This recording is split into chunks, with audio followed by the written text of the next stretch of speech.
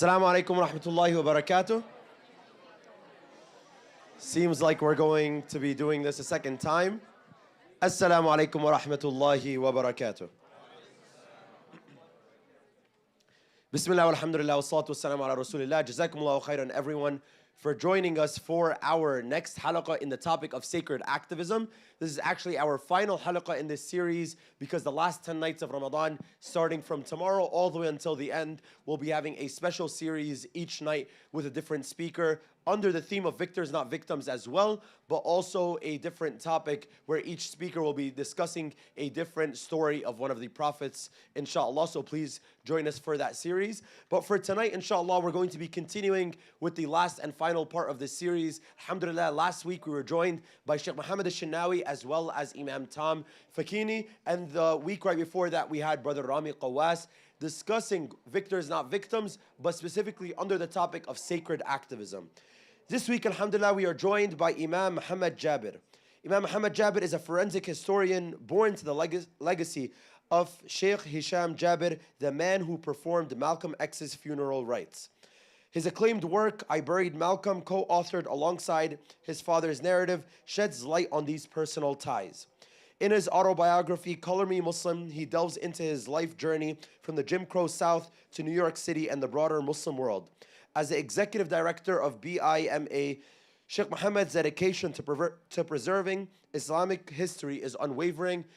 In addition to that, before I pass the mic to Sheikh Muhammad, we have his books being sold right downstairs. I'm sure he's going to mention them as well. But please take a quick second to pass by, purchase a book, as this brings together a huge legacy of not only our ummah, but people that have truly created change in this country and across the world. The structure is as follows, and it's like every halaqah. Our speaker, inshallah, will be having his portion of the discussion, and then we'll be passing it to everyone here for any questions that you guys may have to the speakers. Without further ado, please give your undivided attention to Sheikh Muhammad Jabeer. Assalamu alaikum wa rahmatullahi ta'ala wa barakatuh. Alhamdulillah wa salatu wa salam ala ashraf al-mursaleen wa ala alihi wa sahbihi ajma'een. Alhamdulillah, again, I'm very honored to be here. I think the men lose because the females outnumber you today.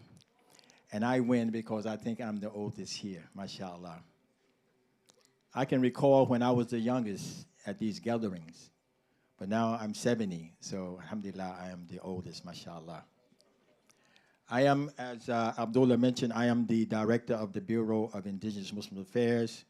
And we're going to kind of like entail some of those aspects as we continue. One thing for sure, my father always told me, before you read a book, that you study the author.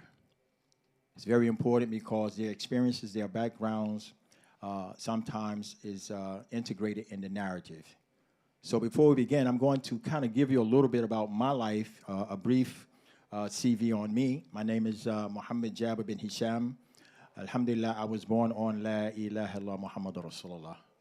I am the author of Color Me Muslim. That book was written to actually express or to explain to the young Muslims, as I was a student in Cairo, about the early presence of Islam in America and those pioneers and activists that made it happen. And it entails my life growing up in Jim Crow South. Can you believe that? I was born in 1950s, the early 50s, in a segregated society, marginalized as a person of color, and ostracized because I was a Muslim. I can recall going to segregated schools, drinking from fountains that said colors only, and prohibited from drinking from fountains that said white only. I grew up in a society that there's only three types of people: black, white, and the other. I can recall going to restaurants where we had to take our food from the window, theaters where we had to go to the top and look down. That's my experience. So I think that I started my activism the day I was born because I was challenged with the society to claim my humanity. So inside of the book, Color Me Muslim, is sold out, mashallah. It was actually a guide and an inspiration for young Muslims who are struggling and trying to navigate in a non-Muslim society such as America. I migrated to New York and New Jersey in my early teens. I entered into a culture that was infested, replete with drugs and all types of violence, gang activity, etc. And it was my Islam. It was my Islam that kept my moral compass afloat. Also, I am the co-author of the book, I Buried Malcolm. This is the book that my father wrote, and we're going to talk about that a little in my lecture today, as he actually championed the cause, despite threats against his life, to perform the janazah for El-Hajj Malik Shabazz. I'm also the author of Bilal ibn Rabah, Racism and Colorism in Islam, actually going back to antiquity and classic texts to actually identify where racism and colorism entered into Islam, and also the history of Islam in America. My latest piece is what everyone asks at the end of my lectures: who really killed Malcolm? So I'm actually going to be publishing this book, inshallah ta'ala, in the latter part of the summer, inshallah. So it will be available for those who are interested. Also, I do work beyond the East Coast. I'm also the Imam of O Block. I don't know if you heard of O Block, show of hands. It's one of the most dangerous communities in America, believe it. I go into O Block unescorted, and alhamdulillah, we have about 40 shahadas, and of course, you see them making the salah inside of the courtyards, and this is the work we are doing there. Islam making a difference in their lives. Really making a difference in their lives. And of course, there are some people in these photos that have bounties on their heads that can't go beyond their own block unsecured. And alhamdulillah, they are accepting Islam. And we have the saying that we are unapologetically Muslim and there's no man left behind. So we reach deep into the gutter, those people who are downtrodden, rejected, and looked down upon, and we bring Islam to them. So that's some of the work that I do. And of course, I am a Malcolm scholar by default because of the relationship that my father had in this social justice movement and his relationship with El-Hajj Malik Shabazz that led up to his assassination. And tonight, I want to talk about one of the most profound activists in the history of my time. It's probably history to you because if anyone born before 1965, show of hands. So this is history. To me, it is an ongoing experience, a continuum. It's a continuum. Now, I asked the question, who heard about Malcolm? Show of hands. I don't want you to go to sleep, so I want some movement, some real alertness here. So everyone heard about Malcolm. Now, who really knows Malcolm? Show of hands. Okay, we're going to go through that. I like that. Yeah, maybe, maybe not. Now, we must realize that Malcolm X, or Malcolm Little, Malcolm X, Big Red, Malik Shabazz, El-Hajj Malik Shabazz are different dimensions and transformations of his life. Malcolm reinvented himself more than one time. And of course, if Malcolm is history to you, you probably learn about him through newspaper clippings, possibly purchase a few books on his life. And of course, we have the Malcolm Bible, the autobiography of Malcolm X by Alex Haley. I say as told by Alex Haley, and we'll get into that. So that's how you know about Malcolm. But believe it or not, none of those books that you see on the screen were written by Muslims. So there's a missing chapter about El-Hajj Malik Shabazz, and it takes a Muslim to articulate that transformation when he reaches full development. And we're going to talk about that. Now, Alex Haley, supposed to have been a ghostwriter. Anyone here in journalism? Show of hands. Great. So a ghostwriter does not interfere with the narrative. They just take the information, they make it reader-free, edit it, so forth and so on. And actually, when Alex Haley wanted to do the story, that was his first big project, Malcolm said, I only trust you 75%. Alex Haley was a Republican, and Malcolm was, at that time, a black nationalist and a Pan-Africanist, meaning that they had contradicting views. So that was a bad start from the beginning. Not only that, there were missing chapters from the book. Okay, as you can see, chapter 15, the Negro was never inserted in the book. Not only that, you can see the editing of the manuscript that Alex himself would redline and try to find soft words that would be politically correct to actually put in the book so that it would not be controversial or too far out of reach from the reader. So, of course, we know that the book wasn't published until after Malcolm's assassination.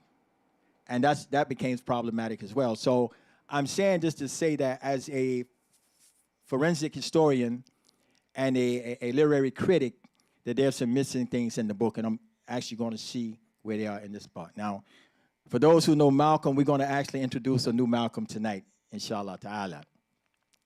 The book itself, as we know, is 527 pages. It has 19 chapters. And only 3 chapters in the book captures Malcolm's life as a Muslim. Can you imagine that? And there's only about, 82 pages that does that.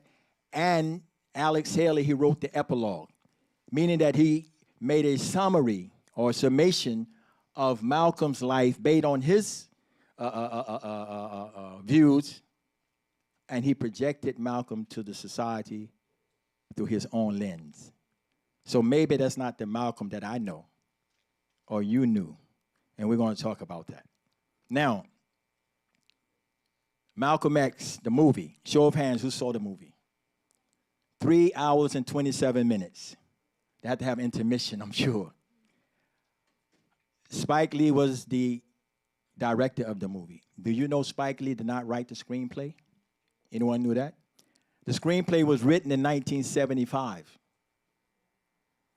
You know why Spike Lee was chosen to be the director? Because the movie was being released during the Rodney King era. You remember the Rodney King era in California? So it would not have been politically correct for a white American to direct a movie about El-Hajj Malik Shabazz.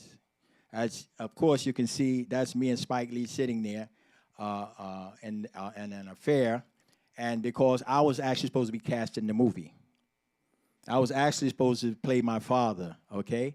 And, of course, I always tell Spike, you know, you owe me $80,000, okay? But he cut the budget short, and he actually used original film clipping. I don't know if you saw at the end of the person standing at the grave and doing the janazah for El-Hajj Malik Shabazz. That was my father, and they didn't mention his name. And we're going to talk about why they didn't mention his name, okay? Now, there was a missing cast in that movie. You know, there was a missing cast. Can anyone recognize any person in that cast? Yes. He was Prince Faisal, but he actually became the king a few months later. Yes, yes. This is King Faisal. That's correct. Anyone else? Okay, so we're going to get into who really know Malcolm. Okay, I'm going to go through the cast real fast. The first person you see is Ella Collins. That was Malcolm's sister. Ella Collins was the one who took Malcolm in as a second mother when he became delinquent as a teenager in Boston, brought him in, and of course, Malcolm didn't stop there. He ended up in crime and things of that nature, and he landed a prison sentence. However, she is the one, right, that paid for Malcolm's pilgrimage to Mecca. She had saved up money for herself to go make the pilgrimage, and Malcolm wanted to go, so she gave him her savings, and Malcolm made the pilgrimage. Not only that, she was the one who paid for Malcolm's janazah when he was assassinated. She took money and paid for that. Not only that, she was the one that was in charge of the Muslim Mosque Incorporated for the distribution of the scholarships after Malcolm's assassination. Not only that, the Ella Collins Institute is in the Boston Islamic Center honoring her. So she was a very, very profound person in Malcolm's life, but she was not in the movie.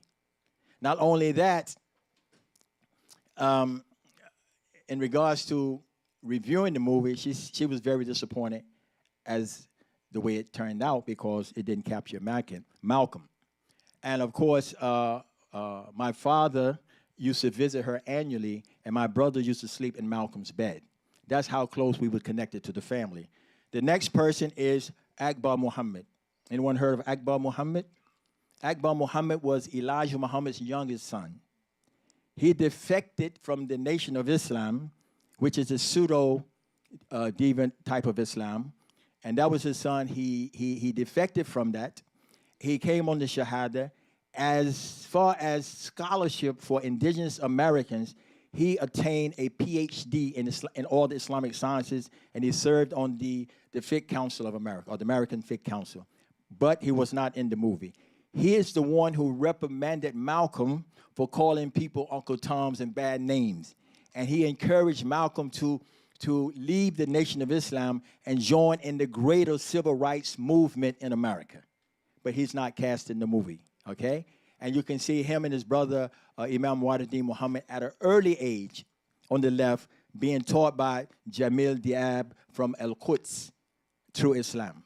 But he's not in the movie. And also we have Ahmed Uthman. He's still alive. He's in the Maryland area there. He is from Sudan, and he was the one who challenged Malcolm's beliefs.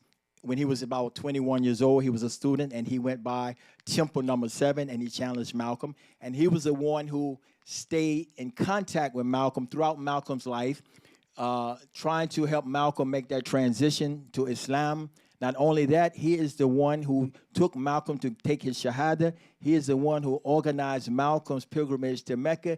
He is the one who read the eulogy upon Malcolm's assassination. Also, he's the one who accompanied Betty Shabazz 1 month after Malcolm's assassination to make her pilgrimage while she was pregnant with 2 children, with twins in her stomach.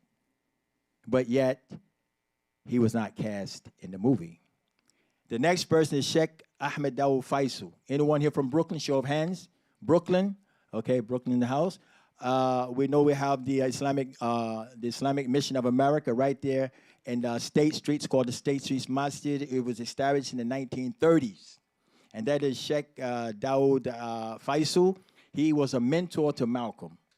He was also instrumental in Malcolm's transition from Orthodox Islam to Sunni Islam. As you can see, that's a leadership meeting that they held in Brooklyn. And you see over the guy with the yellow over his head, it says Brother X. Malcolm was invited to that meeting, but he knew that it was illegal for a Nation of Islam to attend Sunni gathering, so he sent a representative. He was not cast in the movie. And of course, in the movie, Malcolm was called Big Red. You remember Shorty in the movie? Anyone remember Shorty? Spike Lee played Shorty, the little guy. But the reason why he was called Shorty, because his name was Malcolm Jarvis, and Malcolm's name was Malcolm Little. So Malcolm was about 6'3", and Shorty was like that, so they called him Shorty as a result. And they were studying Islam, right, before Malcolm met Elijah Muhammad in a very early stage. And I'm not going to read, these are actually Billboard slides here, so I'm not going to get into that for the sake of time. Also, Malcolm was in touch with Abdul Basit Naim, who actually promoted the Nation of Islam secretly, trying to get representation from the Muslim World League, so they would actually put the Nation of Islam materials in their journal, not letting the people know from a global level that they weren't really Muslim, to gain recognition as though they was doing dawah work in America. And of course, that was funded heavily by some of the Gulf states. Anyone familiar with Muhammad Surur Sabban? Anyone familiar with him? Do you know that his family were slaves in Saudi Arabia? And slavery wasn't abolished in Saudi Arabia until 1962? Could you imagine that? Anyone knew that? That slavery persisted in Saudi Arabia until 1962. And it was Prince Faisal himself who forced the emmanuation of slaves in that society. And Muhammad Surur Sabban, his family was slaves to the Sabban family. However, it wasn't like chattel slavery in Jim Crow South. He was educated. He became the assistant minister of finance. And also he was a journalist and an activist. And he was the one who actually financed Malcolm's Muslim Mosque Incorporated. He is the one who paid for Malcolm's personal teacher, Sheikh Ahmed Hassoun. But he's not cast in the movie. And he also is the one who awarded Malcolm the scholarships for his organization. Yuri Kochiyama, anyone heard of her? Show of hands. Come on, let's not go to sleep. Okay. Yuri Kochiyama was the only person that was not of color that was a member of the OAAU, the Organization of Afro-American Unity. She was Japanese, and she was a social activist because her family during World War II was interred in the concentration camps for 2 years, and her father died as a result of that containment. And she came out and she joined Malcolm's movement. And she was the one on stage when Malcolm was assassinated screaming, "Please, Malcolm, Malcolm, stay alive." Okay? And she secretly took Shahada in 1971. And she used to go to the first Muslim prison in New York to pray the Jummah. It's called the Sankore Masjid. It's there today, the first Muslim mosque, a prison mosque. And that's where she was down to earth, but she wasn't actually cast in the movie at all. And of course, our dear Sheikh Ahmed Hassoun, who studied and taught 33 years in Saudi Arabia, in Mecca, and he was appointed as Malcolm's personal teacher. And he was actually on the stage the day Malcolm was assassinated. I call it an execution because they made sure that his family was there when they assassinated him. It was a planned assassination, and we'll talk a little bit about that. So Spike Lee did not cast any of these people in the movie because it would have changed the narrative and it would have changed the dynamics of who Malcolm really was in his full development. Also, Maya Angelou. Anyone heard of Maya Angelou? Okay, yeah, she was a poet and she was an author. Do you know she never finished high school? And she taught American Studies at Duke University in North Carolina. She was self-learned, subhanAllah. And actually, she was an expatriate, meaning that she had actually left America and took up residence in Ghana. Okay, a lot of us was trying to escape racial persecution and oppression, left and went abroad. Okay, either we went to Turkey, or we went to Egypt, or we went to Ghana. Okay. And she actually, along with W. Du Bois and his wife Shirley, was expatriates, and they were in Ghana. And when Malcolm went there and they connected, she herself came back and joined the Organization for Afro-American Unity. And she was very, very instrumental in organizing Malcolm's travels to Africa, so forth and so on. And of course, as my brother mentioned, King Faisal, but at that particular time, he was Prince Faisal. And again, I mentioned that slavery had just ended. Malcolm was in Mecca in 1964. Slavery had just ended in 1962. So sometimes I wondered the conversation that they had. Could you imagine that? And also, this is Sheikh Muhammad Ali al-Harakan. He was the person who actually took Malcolm off the plane when Malcolm landed in Jeddah to make the pilgrimage, because it's not like today where you go online, Nusukh, and you get a visa. They don't screen you, and everybody going to Mecca, and they're doing selfies saying, "Look, I thought only Muslims could come to Mecca." Subhanallah. At that time, you had to go to the Hajj course if there was some discretion about your Islam, and they would ask you numerous of questions. And of course, that was the judge that Malcolm actually ended up going in his courts in Jeddah, and I had. On another situation, I ended up in his courts as well in 1980, but it wasn't for a critique of my Islam. It was something bigger than that, mashallah. And of course, Malcolm himself saw the relationship of Africans and Arabs, you know, because he saw that people of color all over the globe was being oppressed, was trying to decolonize their countries and bring in sovereign states to rule themselves. And he saw that the Africans and the Arabs and the black Americans, for better choice of words, was going through the same struggle. Very, very powerful, energized experience. The 60s was I would say, the highest tier of social justice. You know, I mean, we really were in the streets. I mean, you know, we go through the streets for Philistine and the people of Gaza, Alhamdulillah, may Allah subhanahu wa ta'ala reward all of those who have raised their voices.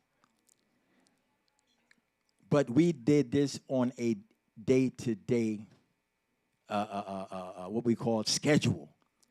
Somewhere at any time in the United States of America, we were protesting, we was having conflicts with the law enforcement, or we were burning down cities. We were on the move, okay? Now, I buried Malcolm. Why is this book important? Because we say, you know, everybody writes books about Malcolm. As I mentioned earlier, that none of those books are written by Muslims. And those people who wrote about Malcolm, they didn't know Malcolm.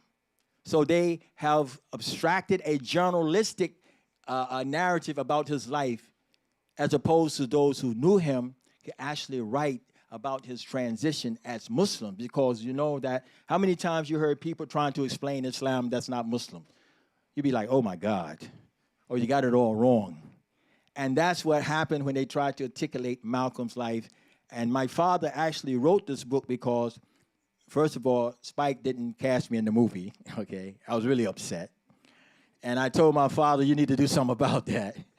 And I convinced him literally to sit down and write a book about I Buried Malcolm, the final chapter or the missing chapters, and he did that. And we sold the first edition out. And of course, with Black Lives Matter, the hype, Antifa, all these people pretending to be involved in the black, they disappeared upon the election. You know that, right? Anyway, but and Malcolm was being used as a mascot in the wrong way, as a black nationalist, as a Pan-Africanist, as an anti-Americanist, all these types of the hate mongers, things of this nature. And we wanted to reclaim Malcolm as a Muslim, to bring him back into our folds, into our ranks, and say, look, this man died upon Ashhadu an la ilaha illallah wa ashhadu anna Muhammadur Rasulullah. Okay, so if you look at the white cup book here, I don't know if you can see it on the screen, it has my father standing at the gravesite of Malcolm. And it really doesn't validate Malcolm being a Muslim because, you know, it looks like a lot of people at his grave making supplications. You know, you don't know whether they're Muslims or not. So we was concerned about that. So we said, let's flip the cover and do the takbir, you know, to make it, to erase all doubt. Because we know as Muslims, we can't pray over non-Muslims. So if my father is making takbir over Malcolm, that validates Malcolm being a Muslim. Malcolm, upon his assassination, was buried in the pages, the annuals of social justice. I can almost bet, and we don't gamble, that you did not hear about Malcolm before the 80s. Anyone heard about Malcolm before the 80s?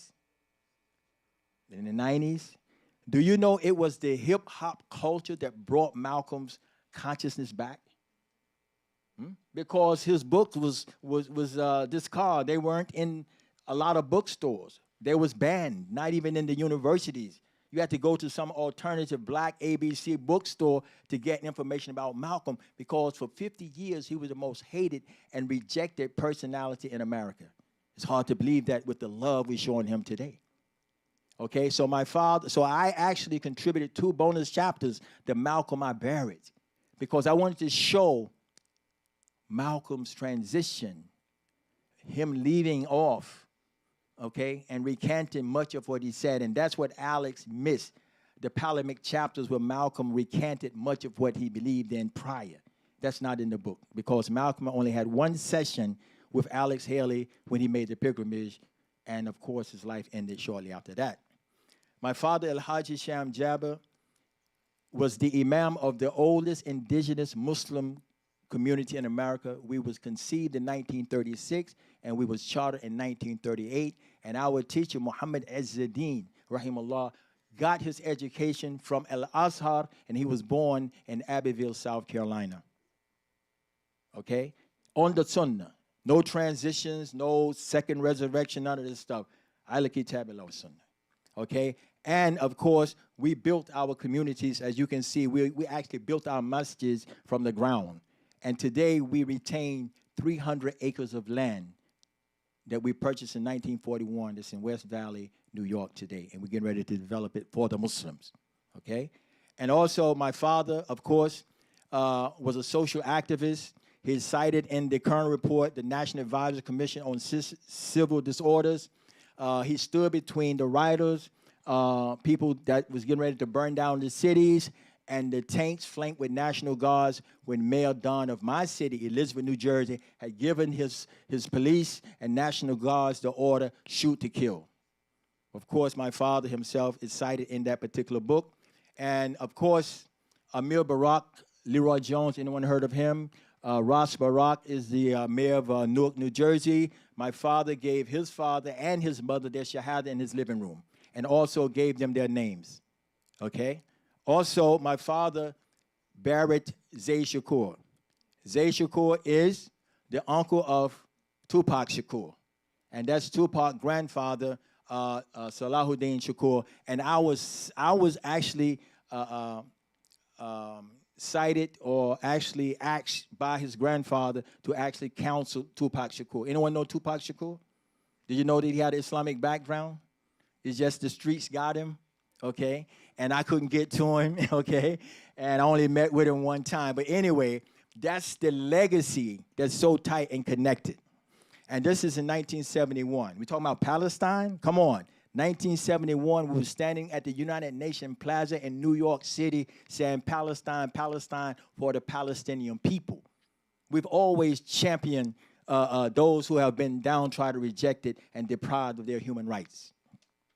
And of course, my father also established institutes abroad. That is the school at the bottom. It is the Jihad Institute in Morocco, Marrakesh. And that's where we actually took Americans in and took them there to study Islam, so forth. And that's me on the right. I'm a lot younger there, as you can see. That was an academy that we used to run for young people. It was like boot camp. You know, when the parents had a bad apple in the bunch, they would send them to me, okay? And I would straighten them out. This is called boot camp. And of course, we was actually involved in the Banu Soccer. That was the first Latino organized Muslim group in the northern region there. And we have the Alianza and the three imams and so forth. They are all outgrowths of those efforts from my father, mashallah. And of course, who aware of Minister Louis Farrakhan? Show of hands. The Nation of Islam. I don't know what happened, but my father was his actual guide for Hajj in 1985. And also my father, he worked for the Muslim World League for 15 years. He went to Swaziland, South Africa. He was on Randers Island when Nelson Mandela was incarcerated there, and he gave 200 shahadas to the Zulu nation, and they built 7 masjids down there. This is the type of work that they would not tell you about. So now I'm going to ask you, do you really think you know Malcolm? Okay, let's continue. This is what they tell you about Malcolm.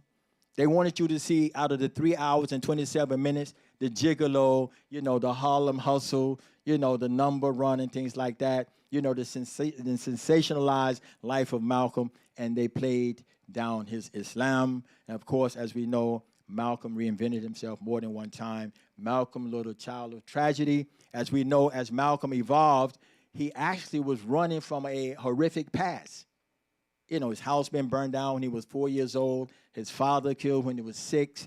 His mother been committed to an insane asylum for 25 years of his life. Can you imagine that? You know, and he's just a teenager, so he had a lot of problems. So when he actually defected and went to the streets, like a lot of our youth are doing, they lose hope.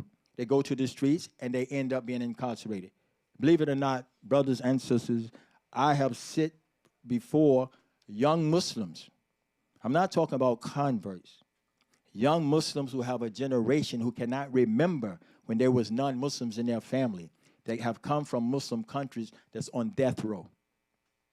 That I'm sitting before these young men trying to tell them, you know, how to make the best of the moments that they have and to return to Allah in the best manner, because it's a sealed deal, because they went to the streets.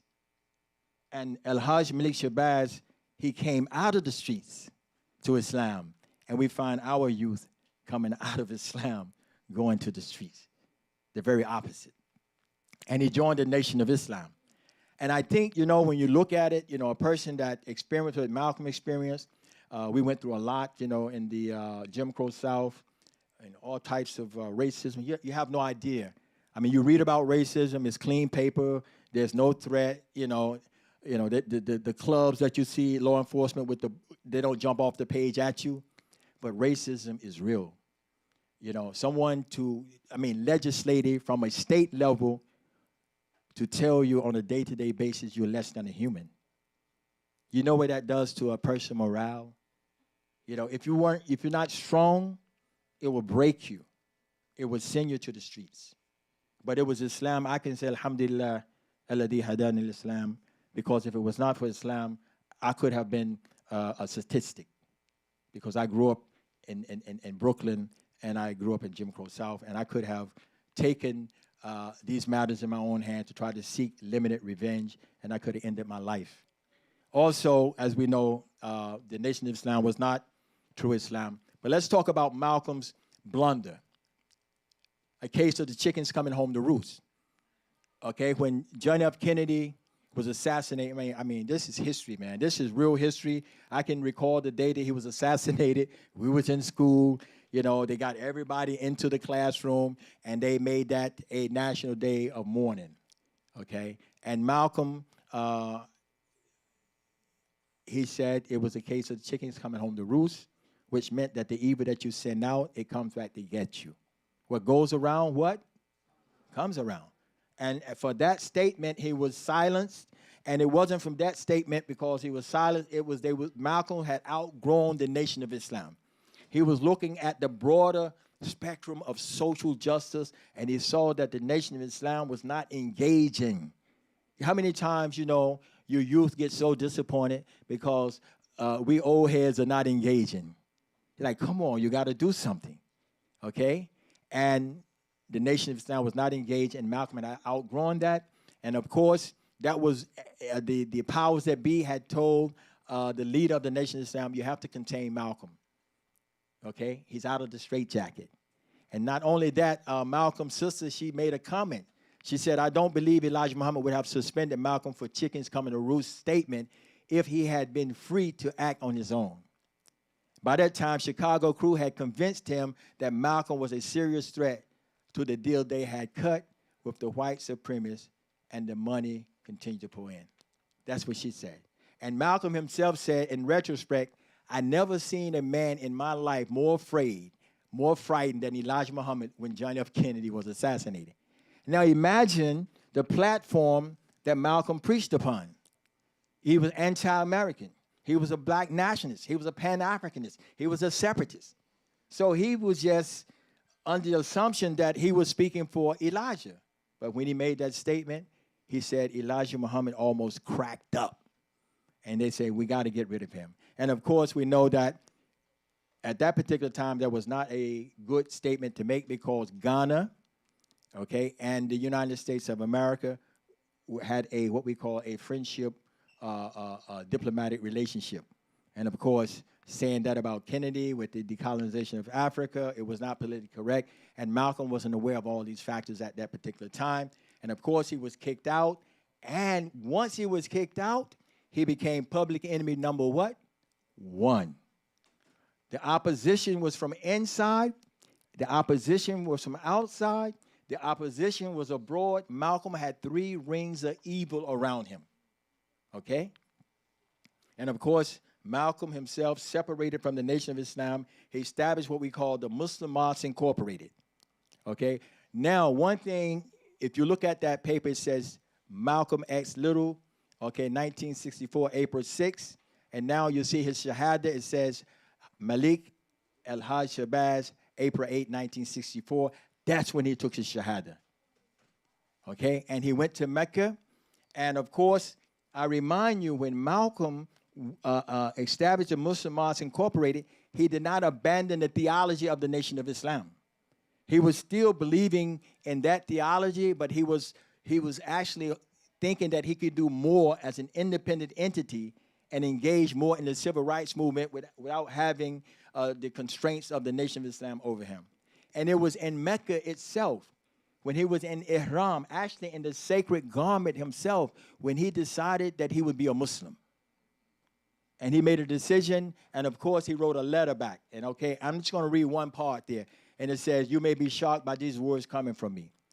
Okay? Why would Malcolm say that? Why would he write this letter back to his organization and say, you may be shocked by these words coming from me? Because when Malcolm left, he left as a black nationalist. He left as a Pan-Africanist.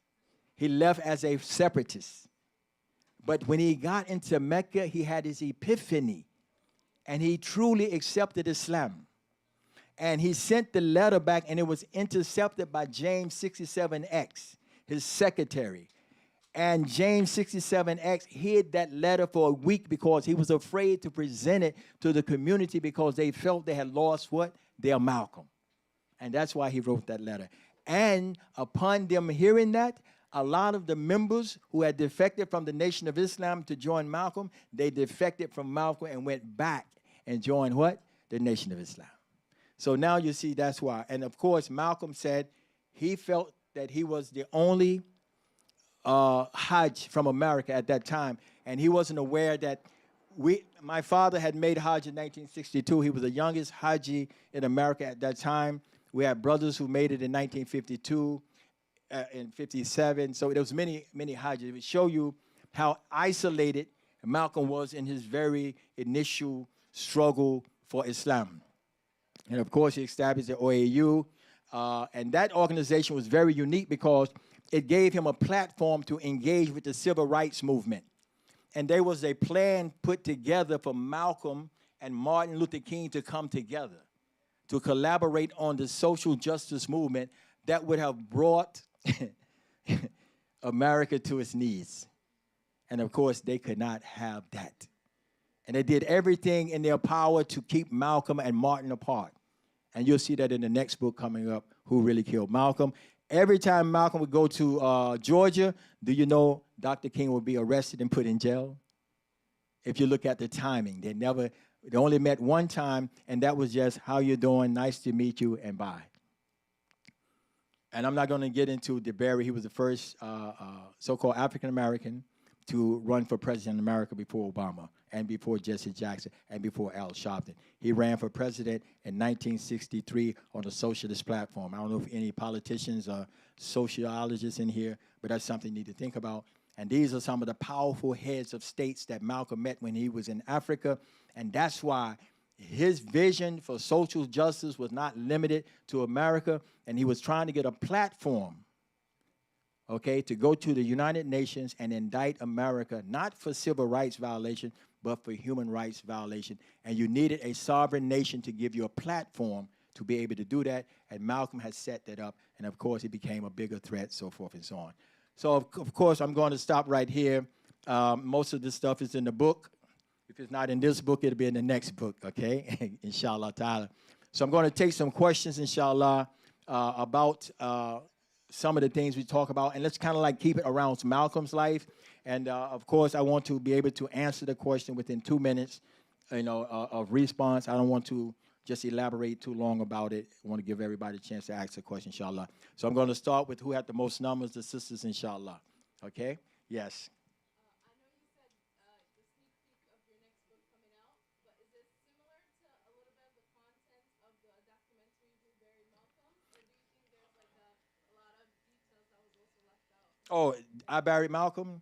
I actually redid this book in honor of my father and to actually capture the Malcolm as a Muslim. It's very important because in this book, my father set the platform of what is a Muslim. Because if people say, oh, Malcolm was a Muslim, then what are the beliefs of a Muslim?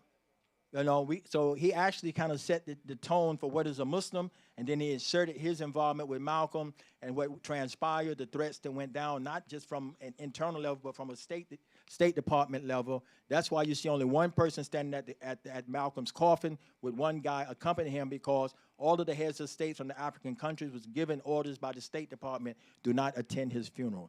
So, and of course, some of that is in the book. And also the legacy of Haji Sham Jabeer, who picked up the mantle after Malcolm was assassinated and continued the social justice struggle. And we have 617 declassified FBI files on our organization. So you will see that's the reason why no one heard about us. We were suppressed.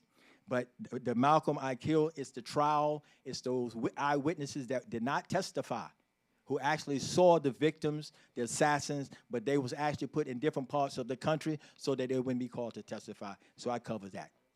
Yes. Brother over here, yes.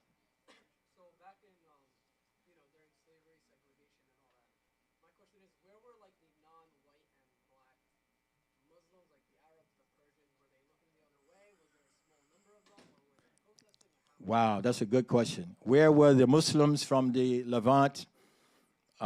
First and foremost, the only the Muslims from the Levant, Turkey, could come to America with the Naturalization Act. The Arabs from the Khalij and Yemen and North Africa would not allow citizenship. Okay, now what happened is we had something called segregation. See, when we talk about segregation, it doesn't mean like a petition like this. Segregation was legislation.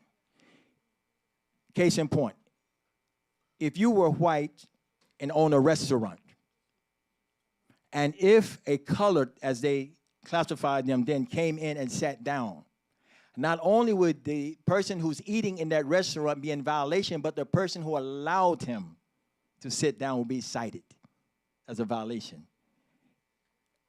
If, in fact, I sat at the front of the bus and the bus driver didn't move me to the back, the bus driver would lose his job and he would be fined. So to try to integrate at any level was a violation. It was a civil offense. The Muslims who came from the Levant, Lebanon, Syria, Turkey, the fall of the Ottoman Empire, they had to be reclassified as whites. They couldn't come in as Arabs or Palestinians. As I mentioned, there were 3 types of people in America: black, whites, and the other. Okay, that was the Asians and so forth. So they could not engage at a certain level. But, they clandestinely, they kind of like in and out. That's why when Al-Hajj Malik Shabazz was assassinated, Imam Dr. Shawarabi he did not go to the janazah. When they called the Islamic Center of New York, all they got was a continuous ring. None of the diplomats from the embassies came to attend his janazah. So there was actually, they were marginalized. Anti-miscegenation laws prevented a colored and a white from even marrying. If you married someone out of what they call your race, and we know there's only one race, then you would go to prison for marrying someone other than your race. So the Muslims who come from the Levant were marginalized, and they could not engage. That's why you find the Sudanese, like Seti Majid, Muhammad Ali. People of color was able to integrate with the colors without being recognized to that extent and help them with Islam. But no, the Levants, they couldn't get involved because of legislation. Yes. Yes.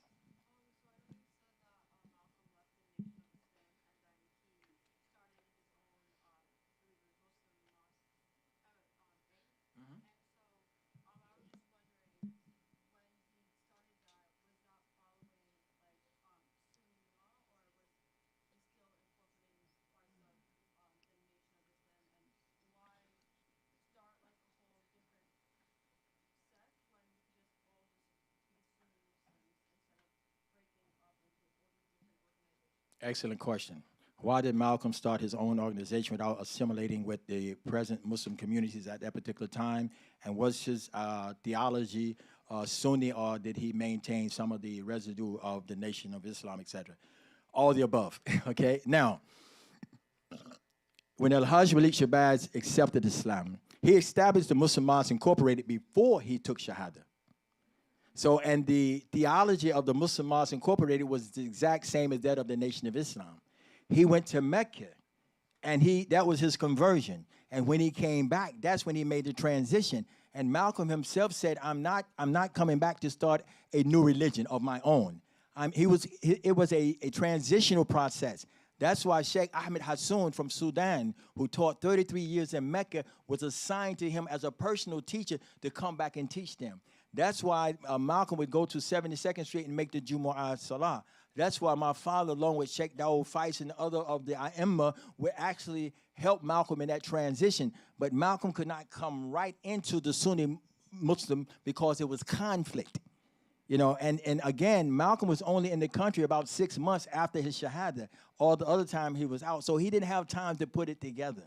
But his aqidah was La ilaha Muhammad Rasulullah. He himself said, I'm a Muslim that follow Muhammad Sallallahu Alaihi Wasallam, and I have his shahada vocalized. We have the taping of him actually saying the shahada. So we are clear that he was a Sunni Muslim. And that's the only reason my father would go and champion him, even though his life was being threatened, because Malcolm was first put in a Western suit, and he stayed in state for until that Friday. He was assassinated that Sunday. He stayed in state until that Friday. Sheikh Ahmed Hassoun took him out of the Western suit. He washed him, shrouded him, and sent it to him. And he told my father, I can't go any further. You have to take it from here. So my father took it from there, and there's a picture, I didn't show it on here, where you know, you fight fire with fire. So not only were we prepared for some hostilities, but we were prepared to actually return the same results if they were to attack my father. Yes. Let me get him, then I come right back. Yes.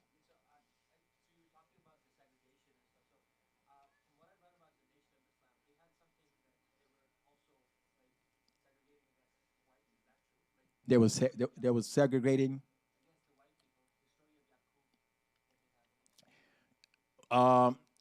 Even though we was fighting for desegregation, the Nation of Islam was promoting segregation.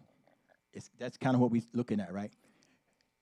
Do you know that the Nation of Islam was actually being supported by an oil baron by the name of H.L. Hunt, who actually funneled money into the Nation of Islam, because that separation and agenda of the Nation of Islam was actually reinforcing the segregation ideals of the South. So there was, and also they had a pact with the KKK, the Ku Klux Klan. I don't know if you heard of the Ku Klux Klan. They're still around. They wear police uniforms today in the South. They sit on the bench and judge. They're still there. They just don't have the hoods, okay? They wear badges now. But anyway, now, so they had actually cut a deal with the Nation of Islam to give them a tract of land, okay? So they could go there and set up a separate state to create the illusion that being separate was a progressive move for the blacks at that time.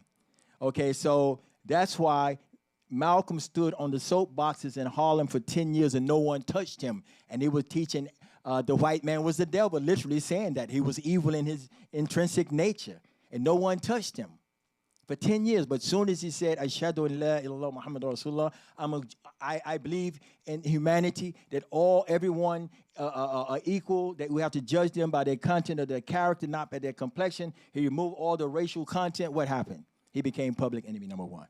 Okay, and I'm gonna take him, and I take you, sister. Yes?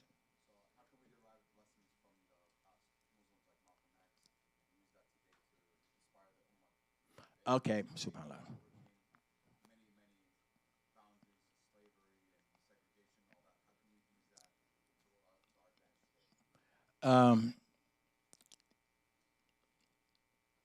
No, I love that question because I want to answer it, you know, in the right way.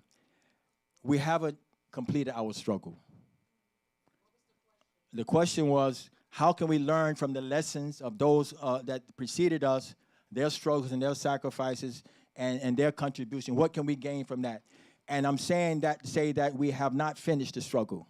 Okay, we still have systemic racism, marginalized. It's actually hidden now. It's actually, you know, in corporate America now. It's actually taking a corporate image, okay? And you see deprivation, you know, of that same people who came by way of the African diaspora, still being marginalized, okay? We have not been able to receive reparation for 319 years of servitude of free labor. So that's why you see that segment of the society is still lagging behind. And it's a matter of losing hope. But what we can learn is that we should never give up. And we should also realize that those freedom fighters and those people who came to the front lines, they gave their lives. Medgar Evers, Dr. King, Malcolm X, many of them, Lumumba Shakur, Zayd Shakur, right, wrong, indifferent, they was fighting against injustice, okay? And we have to be willing to sacrifice. Malcolm himself was given a doll for his daughters, dolls for his daughters. And you know what Malcolm said? He said, I never had an opportunity to buy a toy for my children. You know, I mean, they almost didn't know Malcolm had a personality. He was on the go so much. So the thing is that when you're going to embark upon something of that nature, you have to be willing to sacrifice to get results. So I think that's the resilience that was instilled in that civil rights movement. That these people came out, Dr. King came out, Malcolm came out, Medgar Evers came out, my father came out, Dr. Sheikh Ahmed Faisal came out. They came to the front line and they faced the enemy and they influenced legislation. But what happened is, and we can't be on the take, you know, the millions of dollars that was put on in front of them to compromise. Of course, a lot of them took the money, okay, and they killed the movement, but there were many who would not take any money to compromise the struggle for social justice. No compromise, and do not stop in the middle of the mission and be willing to sacrifice. That's what we need to learn from that. Yes, sister. You mentioned something about Malcolm X resigning from his organization that he was affiliated with. Yes. The first one, Abdullah, you can pull the mic anytime you get ready, okay? Okay, inshallah. I see him going toward, he's getting ready to pull the plug, but listen, yes. Yes, he actually recanted. He actually rejected it. You see, and what happened was Malcolm was so disappointed. That's why I say when you read Alice Haley's book, he doesn't put the polemic verse chapters in there, meaning Malcolm's new position. Malcolm was so hurt that he had taught 10 years of falsehood. He was so hurt that he had deprived the people of the luxury of being Muslim. He said only if Elijah had taught Islam, we would be way ahead of ourselves. We would cease to be the minority and become the majority, because at that time we had 800 million Muslims that we could have joined, but yet we wanted to be the minority of 200,000 or 300,000. Yes. Rejected black activism Yes. to identify with his Muslim Yes. personality. Yes. Malcolm said, I'm no longer a racist. I'm no longer a black nationalist. I'm no longer a Pan-Africanist. I am a Muslim. Huh? And you know, when Malcolm was out there in Algeria, he was actually traveling in Africa, and he was pumping that black nationalist stuff, you know. And he met an Algerian and said, yo, Malcolm, we're all fighting for the same thing. You know, if you're going to racialize your struggle, what does this say for the Algerians? What does this say for the people in Asia? And Malcolm had to rethink. See, Malcolm had to unload a lot of stuff. You know, because what happened was, and then now you had the Muslims pulling on him. As you know, Africa, when they went through decolonization, when they left the British, they adopted the socialist platform. So Malcolm was being pulled from that. So he never endorsed socialism as a platform when he came back. He was just trying to find a workable solution with using Islam as the moral compass, and also being able to engage, you know, with the social justice movement of people of color who's being oppressed. And that's why he established the Organization for Afro-American Unity, so it can be inclusive. Because the problem that we faced in America was not limited to religion. You know, because the black Christians, they had their churches bombed. The black ministers was hanged just like the Muslims. So there was no discrimination in your religion. It was about your ethnicity. And Malcolm saw that we cannot have religious freedom until we have ethnic freedom. Yes. Okay. Can you just announce about your book? Oh, yes. Also, yeah, I'm going to sell my book, and they won't buy the book if I keep talking, right? Okay, I have the book, okay. And this book, I Buried Malcolm, and what we are trying to do actually is to create an encyclopedia for the early presence of Islam in America.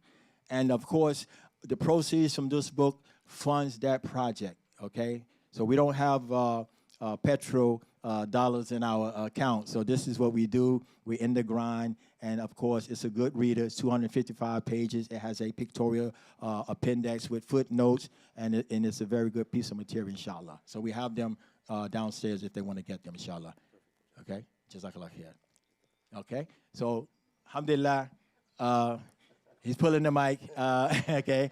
But alhamdulillah, look, you know, I mentioned earlier that, you know, I used to be probably the youngest among these type of congregations. And I am, I think I'm anyone here 70. I win today. I win today, okay? I do the hijrah. Hijrah, I get an extra edge. The women that don't like to deal with the hijrah calendar, they stay the Gregorian when it comes to age. Anyway, so I'm very inspired. I see hope in the young people when I see young Muslims, who believe in Allah subhanahu wa ta'ala, who actually have their sights on the akhirah, that this dunya is only a sabab, a means to get to the next life. It gives me hope. I have 12 children survived. Allah, 2 of them returned to Allah, subhanahu wa ta'ala, and I have 21 grandchildren, and I want them to be integrated with the Muslim Ummah, and that's how we operate from henceforth, inshallah. And I'm not going to tell them about my grandfather coming to America as a slave at 9 years old. He was captured in Mali, okay? He was captured in Mali, came to America, and he was enslaved until he was 50 years old, and that's when he married, and that's how I end up coming through my great-grandfather Lawrence, mashallah. Assalamu alaikum. Jazakumullahu khairan. Jazakumullahu khairan, Sheikh Muhammad Jabeer. If I could just have everyone's attention just for a few quick announcements. The first is, as Sheikh Muhammad Jabeer mentioned, the book is available downstairs as you guys are exiting. There's a full table set up for you to buy it, inshallah. So please make sure to purchase it for yourself or for your family members that you want to gift it to on your way out, because it's important that we preserve legacies like Brother Malcolm X's and many others throughout our history, not only for the Muslim Ummah, but across the world as well. A few important announcements. As we mentioned, we're entering the last 10 nights of Ramadan. Yes, there's a huge debate whether today was the last 10 nights or not. Sheikh Badawi cleared this up.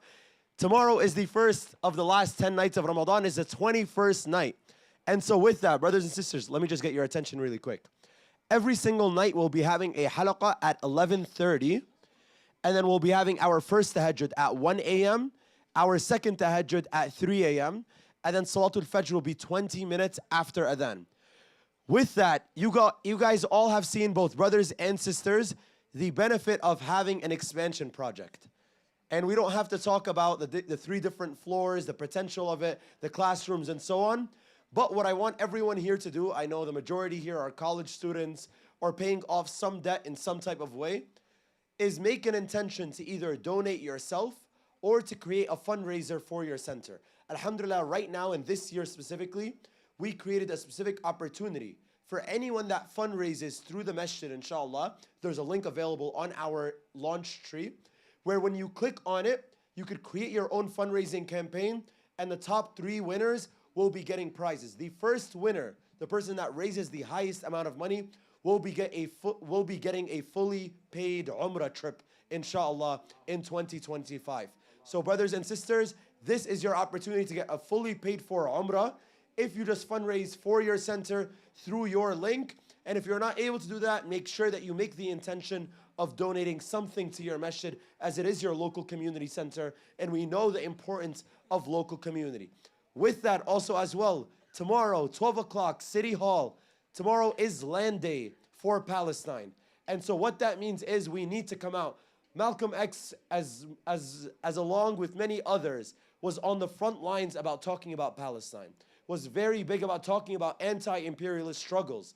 And so for us to be at the front lines is to follow in the legacy of Malcolm X. And so brothers and sisters, take today's talk as an action item to show up tomorrow for Land Day, to show up for protests for Palestine and for other anti-imperialist movements. And please continue to donate generously for your center. Sisters can stay on this floor, inshallah, as sisters will be having their qiyam. Brothers, please head downstairs. Jazakumullah khairan. And finally, subhanakallahumma bihamdik, nashhadu an la ilaha illa ant, nastaghfiruka wa natubu ilaik. Assalamu alaikum wa rahmatullahi wa barakatuh.